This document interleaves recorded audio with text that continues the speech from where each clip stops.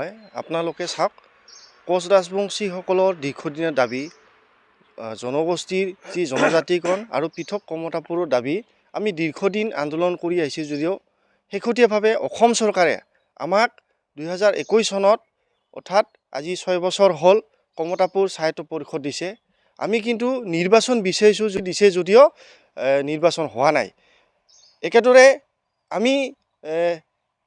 আমি সামাজিক মাধ্যমত দেখা পাইছোঁ যে বৰ্তমানৰ চিফ জীৱেশ ৰায় ডাঙৰীয়া তেওঁ যিহেতুকে অসম চৰকাৰৰ লগত তেওঁ যিহেতুকে KACৰ চিফ তেওঁ দায়িত্ব লৈ নিৰ্বাচন হোৱাৰ কাৰণে তেওঁ কিন্তু চৰকাৰৰ লগত আলাপ আলোচনাৰ মাজেৰে তেওঁ নিৰ্বাচন দাবী কৰিব লাগিছিল।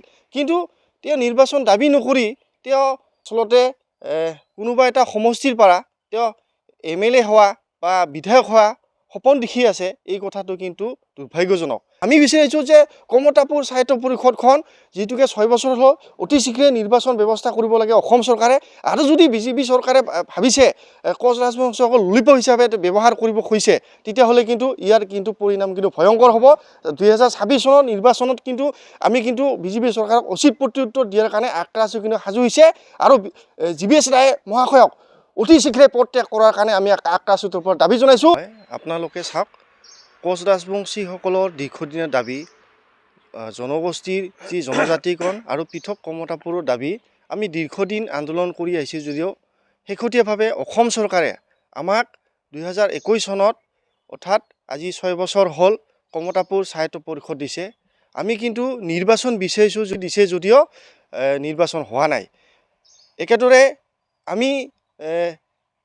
আমি সামাজিক মাধ্যমত দেখা পাইছোঁ যে বৰ্তমানৰ চিফ জীৱেশ ৰায় ডাঙৰীয়া তেওঁ যিহেতুকে অসম চৰকাৰৰ লগত তেওঁ যিহেতুকে KACৰ চিফ তেওঁ দায়িত্ব লৈ নিৰ্বাচন হোৱাৰ কাৰণে তেওঁ কিন্তু চৰকাৰৰ লগত আলাপ আলোচনাৰ মাজেৰে তেওঁ নিৰ্বাচন দাবী কৰিব লাগিছিল। কিন্তু তেওঁ নিৰ্বাচন দাবী নকৰি তেওঁ আচলতে কোনোবা এটা সমষ্টিৰ পৰা তেওঁ MLA হোৱা বা বিধায়ক হোৱা সপোন দেখি আছে। এই কথাটো কিন্তু দুৰ্ভাগ্যজনক। আমি বিচাৰিছোঁ যে কমতাপুৰ স্বায়ত্ত পৰিষদখন যিহেতুকে 6 বছৰ হ'ল অতি শীঘ্ৰে নিৰ্বাচন ব্যৱস্থা কৰিব লাগে অসম চৰকাৰে।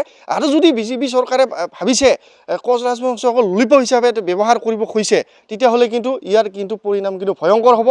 2026 চনৰ নিৰ্বাচনত কিন্তু আমি কিন্তু বিজেপি চৰকাৰক উচিত প্ৰত্যুত্তৰ দিয়াৰ কাৰণে আক্ৰান্ত কিন্তু সাজু হৈছে আৰু জীৱেশ ৰায় মহাশয়ক অতি শীঘ্ৰে পদত্যাগ কৰাৰ কাৰণে আমি আক্ৰান্তৰ ওপৰত দাবী জনাইছোঁ।